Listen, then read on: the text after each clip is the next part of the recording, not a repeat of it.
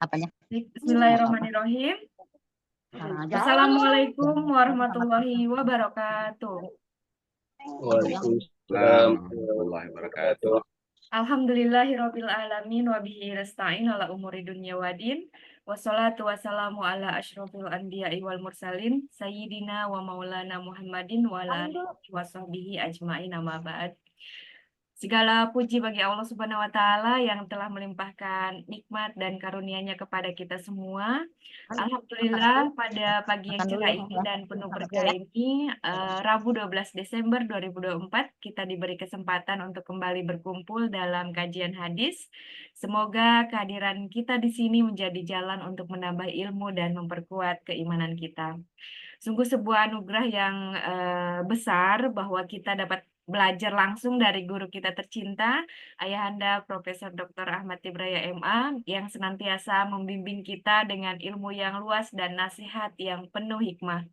Bapak, Ibu, dan para jamaah yang dirahmati Allah Subhanahu wa Ta'ala, tema kajian kita hari ini adalah tentang 7 penyakit hati, sebuah topik yang penting untuk kita renungkan agar hati kita tetap bersih dan dekat dengan Allah Subhanahu wa Ta'ala.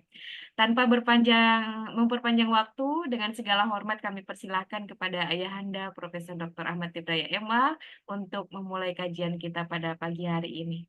Disilakan Ayahanda.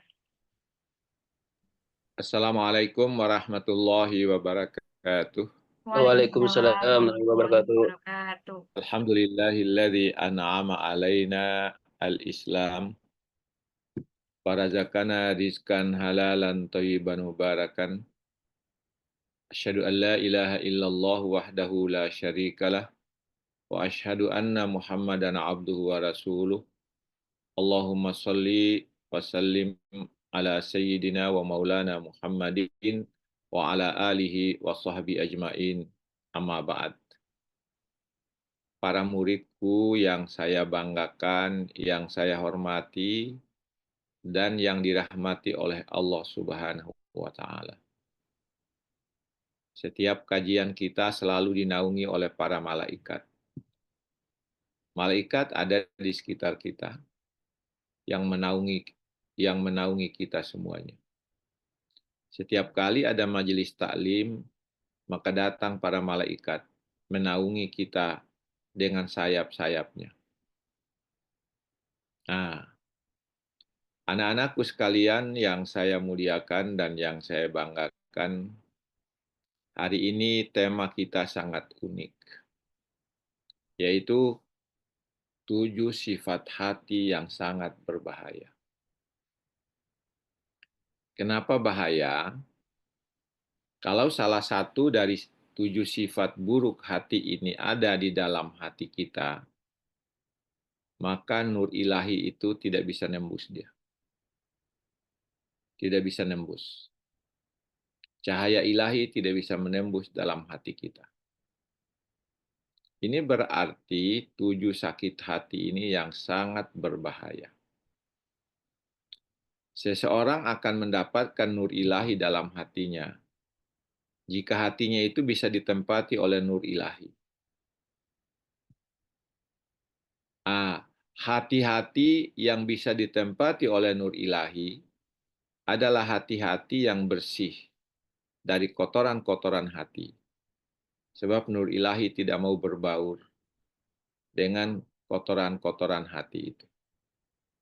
Ketika seseorang bersih hatinya, maka ketika itulah nur ilahi bisa masuk ke dalam diri seseorang. Tidak heran anak-anakku kalau ada orang yang dikasih ilmu hikmah oleh Allah, itu pasti hatinya bersih. Hatinya selalu suci. Hatinya selalu bisa ditempati oleh nur ilahi. Ketika nur ilahi datang kepadanya, maka hati yang suci dari sifat 7 sifat-sifat buruk tadi akan dapat didatangi dan ditempati oleh nur ilahi. Ini yang perlu anak-anakku sekalian. 7 sifat hati yang berat itu kita harus hindari, kita harus jauhi. Pastilah sangat berat kita menghindari 7 hati itu kalau kita tidak mau melakukannya. Harus hindari jauh-jauh sifat hati itu. Sifat hati yang 7 itu yang berbahaya itu digambarkan oleh Rasulullah Shallallahu Alaihi Wasallam. Luar biasa Nabi menyampaikan. Itu tipe yang disampaikan oleh Nabi dengan gaya bahasa penggunaan kata iyakum.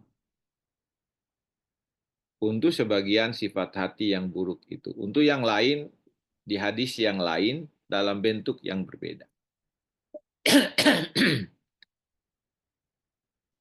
Apa 7 sifat hati itu? Yang pertama adalah berburuk sangka terhadap orang lain.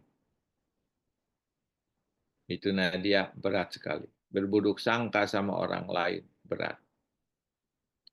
Kita tidak merasa kita berburuk sangka sama orang. Kalau kita sudah membiasakan berburuk sangka, semua yang kita lakukan menjadi ringan. Maka ketika itu ringan, maka apa yang terjadi? Nur ilahi tidak akan pernah datang kepada hati kita. Kenapa bisa ringan ke situ Nadia? Karena setan selalu mendorong. Ayo, ayo, ayo. Berburuk sangka, ayo, ayo, ayo. Ayo. Dengan TikToknya setan, kita diajak untuk berburuk sangka. Itu sifat yang pertama. Saya satu-satu supaya muridku penasaran apa saja ya. Kita satu-satu masukinya. Saya tidak mau sebutkan lebih dulu semua karena akan kita kaji mungkin beberapa kali pertemuan baru kita tuntaskan ini. Sifat buruk sangka itu biasanya begini. Timbul di dalam hati kita dengan sangka-sangka buruk terhadap apa yang diperoleh oleh orang lain. Ya. Misalnya begini. Itu si A itu pakai mobil mewah terus ya. Paling-paling mobil mewah itu diperoleh dari uang korupsi. Karena kebetulan dia pejabat. Itu sudah berburuk sangka loh itu. Lain halnya kalau kita berkata, luar biasa Bapak itu. Ganti-ganti mobil setiap hari, Alhamdulillah. Nah itu bedanya sedikit.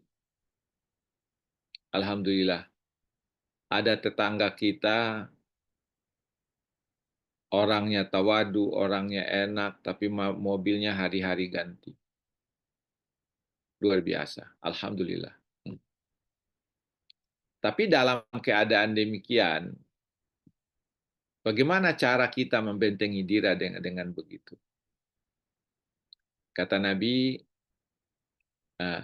kalau kalian melihat seseorang memiliki kelebihan daripadamu, kata Nabi, maka lihatlah kepada orang lain yang ada di bawahmu. Jadi kita bandingkan, oh si ini kaya, oh tetangga saya itu kasihan, rumahnya itu jelek, rumahnya itu Masya Allah. Sementara saya masih lebih baik daripada yang punya rumah jelek itu. Aman kita. Alhamdulillah, kasihan ini orang. Rumahnya sudah begini, kasihan, mungkin juga tidak makan. Kemudian kita lihat orang-orang tertentu, mewahnya bukan main. Nah, kalau kita, Alhamdulillah, dia mendapatkan nikmat. Tapi ketika kita mengatakan, paling-paling uangnya yang dipakai beli mobil itu uang korupsi. Nah, sudah seuzon itu. Karena itu maka kita harus berbaik sangka kepada orang. Walaupun ada orang yang berburuk sangka sama kita, biarkanlah dia berburuk sangka sama kita. Tapi kita tetap berbaik sangka sama dia. Itu kayaknya orang itu tidak baik hatinya deh sama saya. Itu buruk sangka itu. Sudah buruk sangka. Kayaknya orang itu anu deh, sangat apa sama saya itu. Gara-gara saya begini-begini. Itu buruk sangka itu. Kita sudah berburuk sangka kepada orang lain, yang orang lain belum tentu seperti yang kita bayangkan dia lakukan. Karena itu kawan-kawan, maka setiap apapun yang kita hadapi, berbaik sangkalah. Husnudzon. Termasuk misalnya kepada Allah. Ketika kita diberikan sesuatu yang tidak menyenangkan, bagaimana kita berbaik sangka kepada Allah? Ya Allah, Engkau uji aku hari ini, tapi yakin saya, ujian ini menjadi pelajaran yang berharga bagiku. Dan mungkin dengan ujian ini, Engkau akan angkat derajatku. Nah, itu berbaik sangka kepada Allah. Tapi ketika kita berburuk sangka kepada Allah, kita akan berkata, ujian apa lagi yang Allah berikan kepada aku ini? Aku tidak tahu. Allah betul-betul menguji aku dengan ujian yang sangat berat. Itu suudzon sama Allah. Tapi kalau kita mengatakan, ya Allah, Engkau uji aku hari ini dengan kesulitan, tapi besok insya Allah Engkau akan berikan aku kemudahan. Oh, enak rasanya, lega rasanya itu Nadia. Lega rasanya itu. Karena itu maka tidak boleh kita ada buruk sangka sama siapapun. Termasuk pada atasan kita. Termasuk kepada orang-orang yang dekat sama kita. Kita harus baik sangka. Dan itu, anak-anakku sekalian, akan selalu membuat hati kita menjadi hati yang segar bugar. Hati yang segar bugar. Ketika kita berburuk sangka sama orang lain, hati-hati. Itu hati kita menjadi hati yang kotor. Wajah kita menjadi wajah yang tidak berseri-seri. Karena apa? Tidak terpancar nur ilahi dari wajah kita. Karena hati kita memang kotor. Ini kawan-kawan sekalian. Tidak boleh ada hal seperti itu. Karena ketika ada terjadi buruk sangka terhadap orang lain, maka nanti akan muncul berbagai penyakit hati yang lain. Ya. Ini diberikan petunjuk oleh Rasulullah dalam hadisnya. An Abi Hurairah anin Nabi sallallahu alaihi wasallam qala. Hadis ini diriwayatkan oleh Abu Hurairah, sahabat Nabi yang paling banyak meriwayatkan hadis. Dari Nabi Muhammad sallallahu alaihi wasallam, kata Abu Hurairah, qala, dia berkata, iyyakum wazanna. Jauhilah oleh kalian itu buruk sangka. Azana maksudnya situ su'udzanni. Bersangka buruk. Kata iyakum itu tidak sembarang digunakan oleh Rasulullah kecuali pada konteks-konteks tertentu. Yang biasanya Rasulullah menggunakan kata iyakum itu kalau memang sesuatu itu sangat berbahaya. Karena itu maka dengan penggunaan iyakum dalam konteks hadis ini, maka sebenarnya suudzon itu penyakit hati yang paling berat. Apa kata Nabi? Fa inna dzanna akdzabul hadithi. Sesungguhnya buruk sangka itu adalah ucapan yang paling buruk. Kebohongan tingkat tinggi. Kebohongan tingkat tinggi. Akdzabul hadithi adalah ucapan kebohongan yang paling tinggi. Karena itu maka ketika Nabi mengatakan iyyakum wadzanna, jangan pernah kalian itu berburuk sangka kepada siapapun. Berbaik sangkalah kepada orang lain, berbaik sangkalah kepada temanmu, berbaik sangkalah kepada siapapun yang ada di sekitarmu, karena dengan begitu hatimu menjadi tenang. Kalau hatimu menjadi tenang, maka kegembiraan yang selalu didapat oleh dirimu. Yang kedua, kalau kita sudah menghindari suudzon, maka ini berarti bahwa hati kita sudah menjadi hati yang bersih. Karena itu, nur ilahi akan gampang masuk ke dalam hati kita. Nah, kemudian apalagi kata Nabi? Jika terjadi suudzon itu, makanya wala tahassasu. Jangan suka mengintai, mencari-cari kesalahan orang lain. Jangan pernah. Sebentar aja bilang begini, sebentar aja bilang begini. Waduh, kerjanya hanya itu Nadia. Tahassasu, mencari-cari kekurangan orang lain. Tajassasu wala tajassasu, suka mematai-matai orang lain. Ke sana dia tengok orang lain. Apalagi yang dia mau lakukan itu. Apalagi yang dia mau kerjakan itu. Memang manusia-manusia buruk katanya itu. Itu sudah. Itu sumber dari semua itu adalah suudzon. Karena mereka harus mendapatkan informasi tentang seseorang yang dia buruk sangka itu.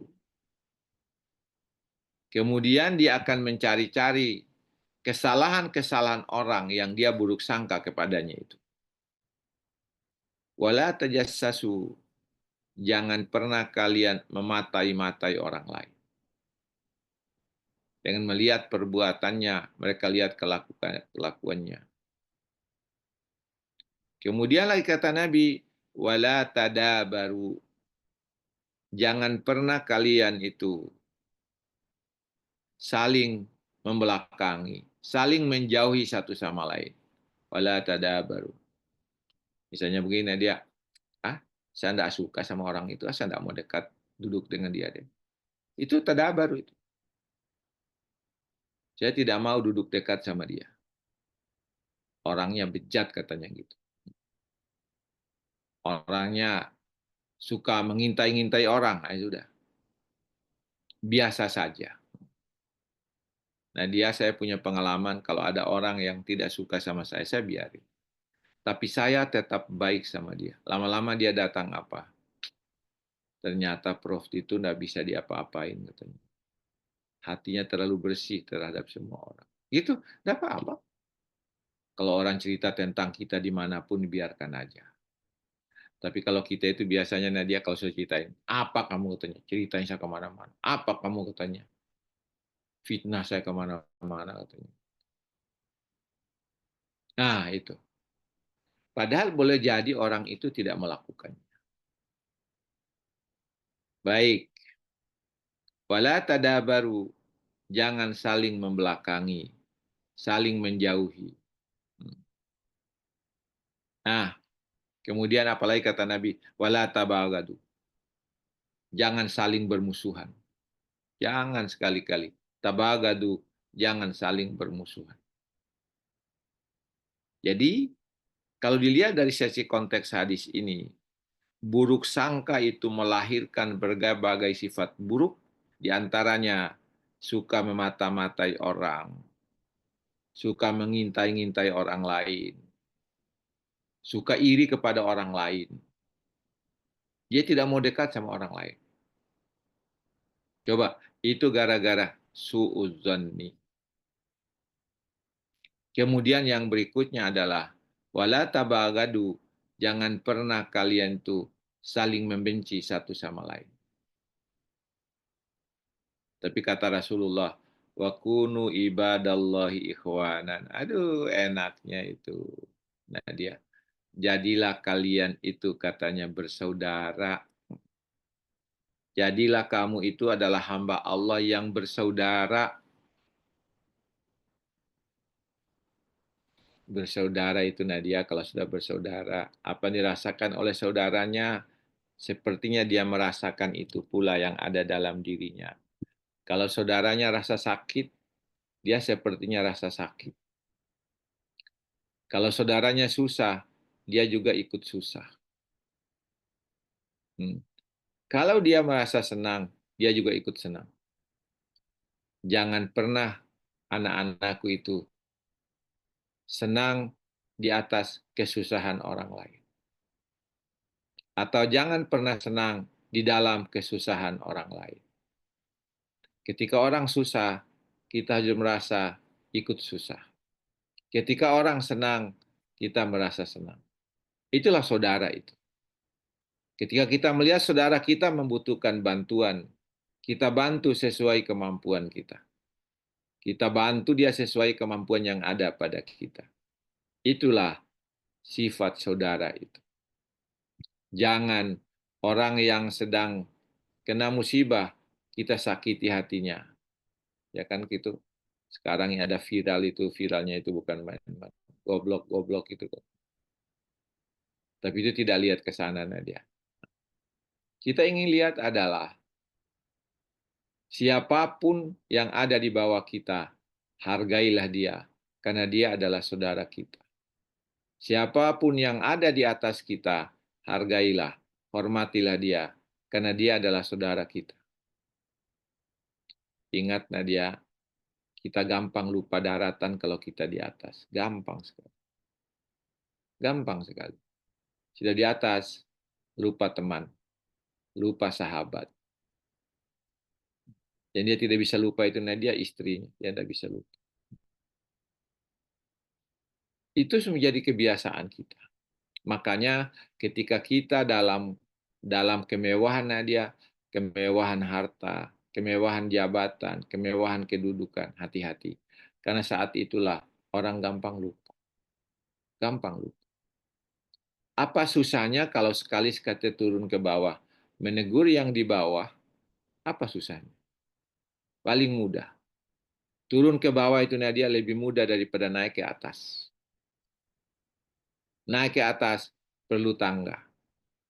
Tangga naik perlu tenaga. Kalau turun tidak perlu tenaga yang terlalu besar. Turun biasa saja. Karena dia orang di bawah kita itu paling banyak daripada orang yang ada di samping kiri kanan kita. Orang di atas kita sangat sedikit jumlahnya. Karena itu, mulai dari yang kiri kanan, dekatilah mereka. Kemudian yang dengan yang di bawah, dekatilah pula mereka. Karena mereka adalah saudara-saudara kita semuanya. Ini Nabi nutup ini sini. Wa kunu ibadallahi ikhwanan. Jadilah kalian itu bersaudara. Kata Pak Quraisy, bersaudara itu artinya seudara. Semua makhluk yang ada di sekitar kita itu saudara kita, menurut Pak Quraisy. Saudara kita. Jadi ketika kita hidup dengan seudara dengan siapapun, maka mereka adalah saudara kita. Bagaimana sikap kita terhadap saudara, itulah yang penting perlu kita lakukan. Nah itu. Ketika kita berada di situ, kucing-kucing yang ada di sekitar kita saudara kita. Burung-burung yang ada di sekitar kita saudara kita. Karena itu dia hidup seudara dengan kita. Ini kawan-kawan sekalian, hindari buruk sangka kepada siapapun. Memang ini berat pertamanya, kalau lama-lama itu enggak. Pertama itu berat. Tapi kalau sudah lama-lama, bagaimana caranya menghindarkan buruk sangka? Kita harus berpositif sangka kepada orang lain. Kalau tadi kita mengatakan paling-paling itu dia ganti-ganti mobil karena uang korupsi. Kita ganti dengan begini. Alhamdulillah ada saudara kita, tetangga kita yang luar biasa nikmat Allah berikan. Itu bedanya sedikit aja Nadia. Coba. Hmm. Yang satu kita katakan paling itu uang korupsi, tapi yang satu mengatakan, Alhamdulillah ada saudara kita yang diberikan Allah rezeki yang luar biasa. Amanlah kita Nadia. Segar banget tuh sudah. Ini kawan-kawan sekalian pengantar perkuliahan kita pada hari. Tidak perlu lama-lama, yang penting setiap hari ada kajian kita. Iya, Oke, baik. ada Cukup, Anda? pertanyaan. Ayo, cukup. Cukup. Baik, Bapak Ibu, demikian pengantar dari Ayahanda tentang berburuk sangka, salah satu sifat penyakit hati, yaitu berburuk sangka terhadap orang lain yang dikisahkan hadis oleh Abu Hurairah. Dan berburuk sangka itu bisa mengakibatkan hal-hal yang seperti mencari-cari kesalahan, memata-matai orang lain, dan kemudian juga tidak mau bersilaturahmi atau saling menjauhi atau saling membenci. Ayah, aku mau tanya, apa sih kan Hmm. kalau kita sudah tahu nih orang itu apa namanya eh trik recordnya udah ketahuan gitu loh, ayah apa namanya nggak baik gitu misalkan. Nah, gimana caranya kita membedakan antara kita itu berhati-hati terhadap orang tersebut sama berburuk sangka ya? Bagaimana cara jaga keseimbangannya gitu ya? Jadi kalau misalkan semua orang tahu bahwa sifatnya itu kurang baik, perilakunya juga banyak ya apa namanya kita juga tahu banyak gak baik. Jadi gimana caranya ya? Membedakan antara kita tuh berburuk sangka atau hati-hati gitu loh terhadap orang tersebut. Gimana ya? Memang ada perbedaannya Nadia. Apa ya? Kalau kita hati-hati, Hmm. ya, itu berarti kita tetap menjaga hubungan baik dengan dia. Tapi Oh. kita waspada tentang apa yang bisa diceritakan oleh dia. Tapi namanya orang berburuk sangka itu, nah dia macam-macam dia cari. Tidak pernah habis. Macam-macam dia cari kekurangan kita. Makanya kita sikapnya biasa saja.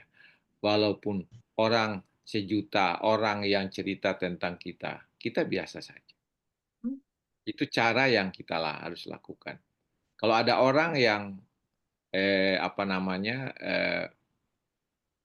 yang menceritakan tentang kekurangan kita karena buruk sangka yang ada dalam dirinya, biarkan aja. Saya itu sering kali begini. Alhamdulillah, dosa saya habis karena ada orang buruk sangka sama saya. Gitu aja itu coba. Itu cara sikap kita itu. Hmm. Kalau kita mengatakan apa ini manusia apa, nah, sudah mulai itu Nadia. Ya, jadi selalu kita gitu Pak Med. Kalau ada orang begitu bilang aja Alhamdulillah dosaku terhapus karena saya dimusuhi dan disuudzoni, ya, disangka buruk kepada saya. Gitu aja. Jadi tetap menjaga Karena apa? silaturahmi ya Anda. Ya, setiap kali orang melakukan itu, sebenarnya dosa kita terhapus. Ada apa? Dosa dia bertambah gitu. Oke. Ini cara menyikapinya itu. Jadi kalau ada orang yang suudzon sama kita, karena kadang-kala kalau kita mau menegur dia kan, dia pasti merasa, apa saya enggak pernah kok begitu. Padahal jelas-jelas kita itu mengetahui seperti itu, tapi kita anu aja.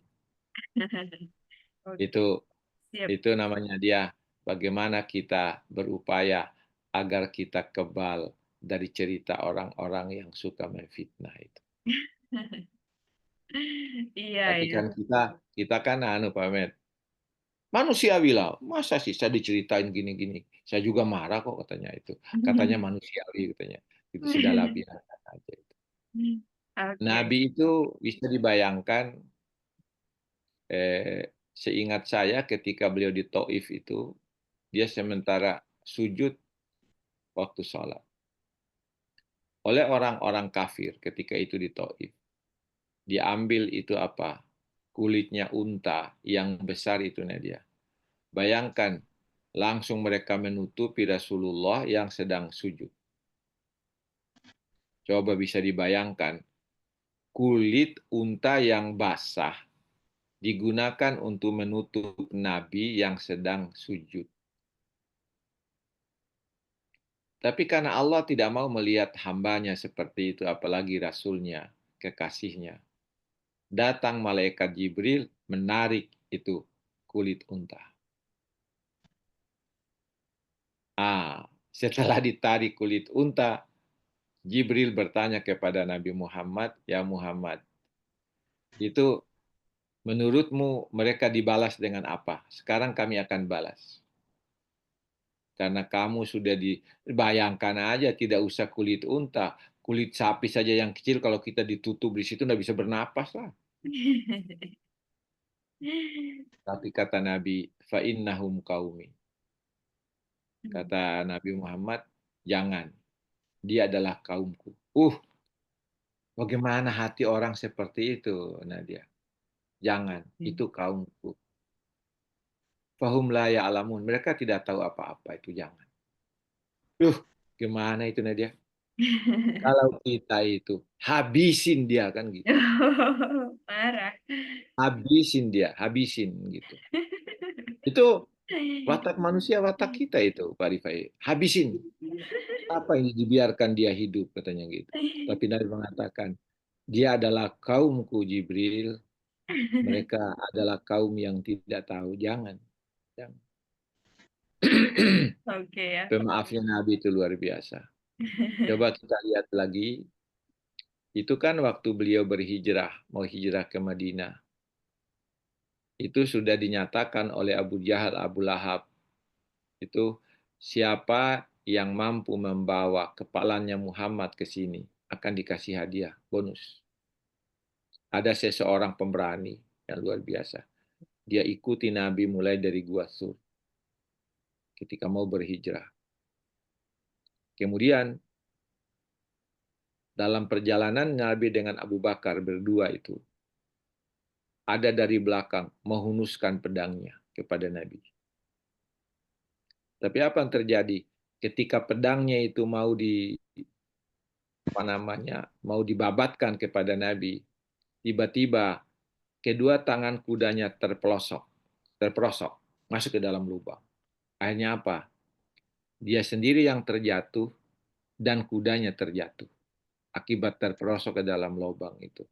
Nabi balik melihat, apa gerangan yang terjadi pada kamu, katanya. Coba, mana ada orang seperti itu, Nadia?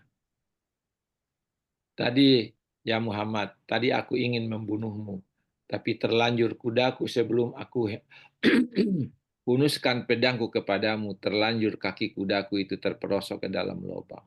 Kan itu yang kau aman. Sudah, aku maafkan kamu. Coba Nadia, gimana itu? Kalau kita itu, kamu memang kurang ngasam itu. Apa namanya itu? Kamu memang kurang ngasam katanya gitu. Cilakalah kau kan gitu kalau paling rendah. Kalau bukan tidak dibunuh lagi oleh Nabi. Tapi Nabi mengatakan, sudah kamu bangun. Disitulah orang kafir itu masuk Islam, Nadia. Masuk Islam. Begitu ahlaknya Nabi, dia dibalasnya dengan itu. Ini karena saudara kita ini Nadia, kapan ya kita menemukan orang-orang seperti itu yang luar biasa. Ya, Nah, itulah. Baik, pertanyaannya dia jadi banyak, jawabannya Iya, ya. banyak. Ayah, terima kasih pencerahannya. Di sini Oke, ada Pak Edwin yang sudah, Pak Slamet yang sudah buka oke. mikrofonnya. Ayo Sepertinya silakan Pak kita Med. diskusi ya. Silakan Pak Edwin. Assalamualaikum warahmatullahi wabarakatuh. Iya, Waalaikumsalam warahmatullahi Waalaikumsalam wabarakatuh. warahmatullahi wabarakatuh. Kamis kemarin kami terjebak di bencana di Sukabumi, Prof. Jadi tidak ada komunikasi, tidak ada air, tidak ada. Subhanallah. Saya dengar, Tapi paling iya, dahsyat. iya, Kamis sore itu baru ada komunikasi, BTS baru hidup. Jadi saya mohon maaf belum bisa dari hari Kamis itu kemarin saya nggak ikut. Begini Prof, pertanyaannya. Bedanya buruk sangka, waspada, dan dugaan. Misalnya ada orang yang mundar-mandir terus di depan rumah gitu kan. Ini orang maksudnya apa ya? Itu kan buruk sangka juga. Ya. apa bedanya dengan waspada? Kita, ini depan rumah ada orang yang mencurigakan, kita harus waspada. Misalnya dugaan itu polisi menduga-duga, misalnya seorang ini korupsi, ini lalu memeriksa segala macam. Itu bagaimana Prof? Apa perbedaannya? Terima kasih. Wassalamualaikum warahmatullahi wabarakatuh. Waalaikumsalam warahmatullahi wabarakatuh. Silakan Ayah. Jadi kalau ada seseorang yang seperti itu mencurigakan kita, itu kewaspadaan itu bukan berarti kita buruk sangka, tidak. Kita mencari upaya agar kita terlindungi dari perbuatan-perbuatan buruk orang lain. Ketika kita berpikir, saya harus saya harus begini, saya harus begini. Itu sebenarnya kita memikirkan sesuatu yang memungkinkan kita terhindar dari situ. Itu beda. Orang yang buruk sangka itu adalah orang yang memulai sesuatu tanpa ada apa. Gitu. Jadi kalau misalnya orang yang mau lihat kita itu begini, padahal kita tidak punya reaksi apa-apa pun terhadap dia sebelumnya. Itu yang buruk sangka itu. Tapi kalau kita bereaksi dengan melangkah untuk berhati-hati tentang apa yang dia ceritakan tentang kita, itu bukan suudzon, bukan. Kita memikirkan kemungkinan-kemungkinan kita bisa terhindar dari sesuatu yang mungkin mencelakakan kita. Itu bukan suudzon. Kita memikirkan, jangan-jangan orang ini mau berbuat jahat sama saya. Saya harus menghindari. Saya harus waspada sama dia. Itu bukan suudzon yang itu. Karena kita memikirkan sesuatu yang buruk pada kita, lalu kita menghindari keadaan buruk yang ditimpakan kepada kita gara-gara dia memikirkan itu. Selalu. Harus kita selalu seperti itu. Karena apa? Ya, menghindari orang dari bahaya-bahaya yang berbahaya untuk dirinya itu sesuatu yang penting kita lakukan. Tapi ingat catatan saya, orang yang buruk sangka itu selalu memulai persoalan. Kalau kita itu reaksi atas buruk sangkanya orang, lalu kita juga bukan berburuk sangka kita situ, tapi kita mencari strategi agar kita bisa aman dari buruk sangkanya dia. Tetapi kita mengatakan, jangan-jangan dia begini, jangan-jangan dia mau begini terhadap saya, makanya saya harus hindari. Itu bukan buruk sangka, itu enggak. Kita mencari cara agar kita terlindungi dari situ dengan memikirkan kemungkinan yang paling berat untuk kita. Itu perlu dalam hidup itu. Saya kalau dulu waktu saya muda Pak Mehmet, saya sering kali begini. Kalau saya minum minuman di tempat tertentu, terutama tempat yang saya curigai. Ada tempat-tempat yang saya curigai. Itu tempat itu ada penghuninya, Nadia. Apa tuh ya? Saya khawatir nanti saya mesti waspada. Saya khawatir nanti saya akan dimasukkan oleh orang itu sesuatu yang membuat saya sakit. Saya hindari. Kenapa? Menghindarkan orang itu, yang pertama saya hindari itu, menghindarkan orang itu berbuat jahat kepada saya. Satu, menghindarkan diri saya agar diri saya itu tidak mendapatkan celaka dari perbuatannya dia. Dulu Nadia, saya selalu menghindarnya. Karena kalau saya sudah lihat gelagatnya, misalnya, kayaknya dia ini ada hati. Ya, itu. Sudah saya menghindar. Saya hindari bukan hindari dari dia. Saya menghindari dia agar dia tidak bereaksi memberikan sesuatu kepada saya. Itu membuat saya sakit. Karena saya dulu pernah mengalami 2 kali paling tidak. 2 atau 3 kali. Saya makan sesuatu dari seseorang. Langsung apa? Keluar darah dan nanah di mulut saya. Coba. Itu gara makannya pemberiannya dia. Tapi Kenapa? ketika itu Kenapa dia kasih kayak gitu? itu ada maksudnya. Biasanya guna-guna itu diberikan kepada laki-laki agar laki-laki mau sama dia biasanya. Berarti Baik. kesimpulannya dicintai, disukai sama orang Iya, yang gak baik itu biasa. musibah ya? Itu ada ilmu-ilmu kampung itu begitu Nadia. Ada. Ya Ada. Allah. Terus hanya ibu saya bilang begini, kamu habis makan sesuatu. Saya bawa ke orang pintar. Dibawa oleh ibu ke orang pintar, langsung berhenti itu darah keluar.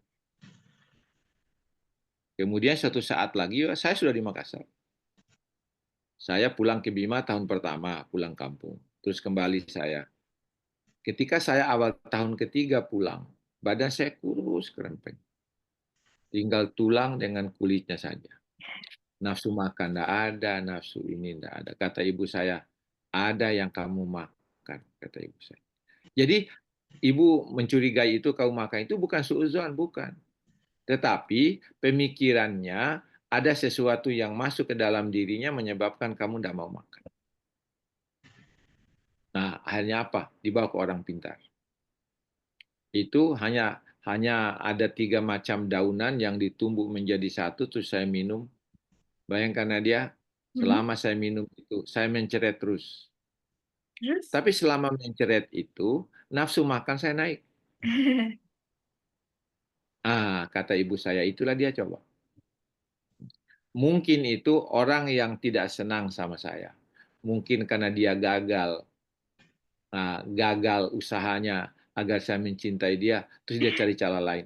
Ibaratnya dibunuh aja ini secara pelan-pelan. Gitu. Jadi yang begitu itu ilmu-ilmu kampungnya dia saya sudah tahu semua itu yang begitu. Hanya saya hindari. Kalau diundang oleh dia untuk makan, saya boleh ke sana, tapi saya tidak boleh makan. Alasannya macam-macam. Itu bukan suudzon itu. Pikiran-pikiran kita sesuatu yang buruk, tetapi dalam rangka menghindari perbuatan buruk orang lain. Itu Nadia sudah saya alami. Waspada. Iya. Yang satu lagi itu Nadia terakhir, itu kalau saya malam dingin kaki Pak Mehmet, dingin sampai kepala. Saya bilang ada apa ini? Kata orang, waktu kecil, waktu saya di Bima di kampung itu ada yang saya injak. Ada kejahatan orang yang saya injak. Sehingga saya kalau datang dinginnya, dingin betul. Diobati oleh seorang muda dengan dikasihnya 44 barang-barang yang pedas dan panas.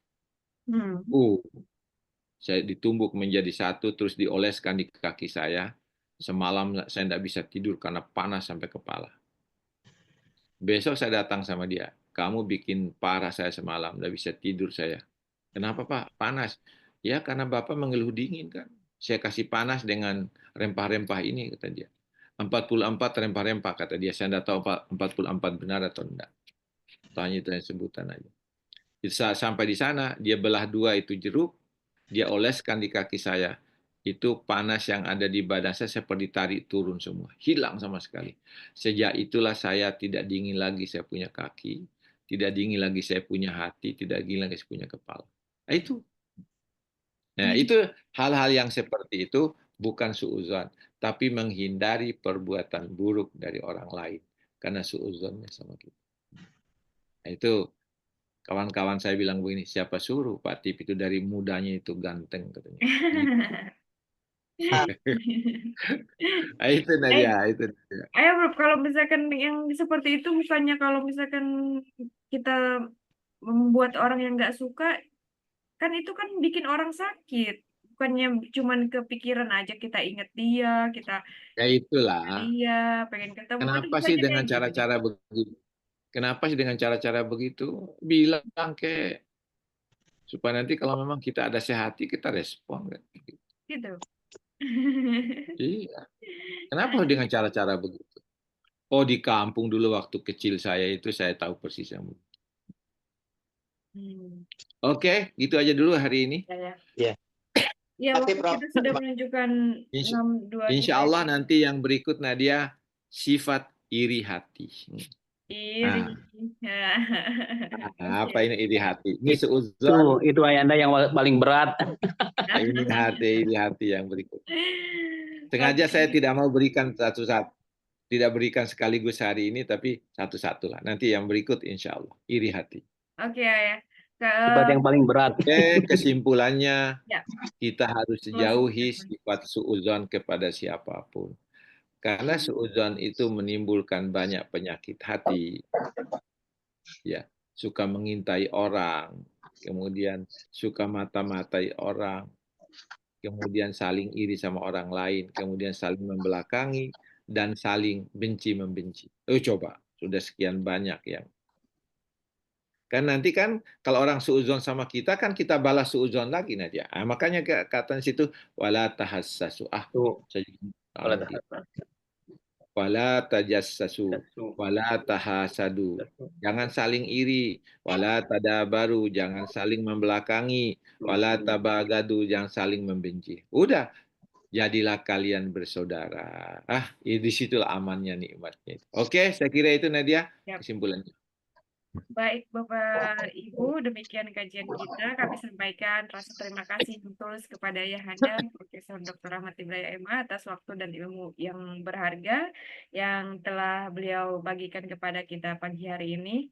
Dan semoga Allah Subhanahu wa Ta'ala melimpahkan keberkahan dan balasan pahala yang berlipat ganda atas segala kebaikan Ayahanda. Dan tak lupa terima kasih pula kepada seluruh jemaah yang sudah berpartisipasi dalam kajian ini. Kami mohon maaf apabila terdapat kekurangan dan kesalahan dalam pelaksanaan acara. Mari kita tutup dengan bersama membaca doa penutup majelis. Subhanaka Allahumma wa bihamdika asyhadu an la ilaha illa anta astaghfiruka wa atubu ilaik. Wassalamualaikum warahmatullahi wabarakatuh. Waalaikumsalam warahmatullahi wabarakatuh. Terima kasih ya, Bro. Terima kasih, Abah. Coba sifat Stop suudzon saja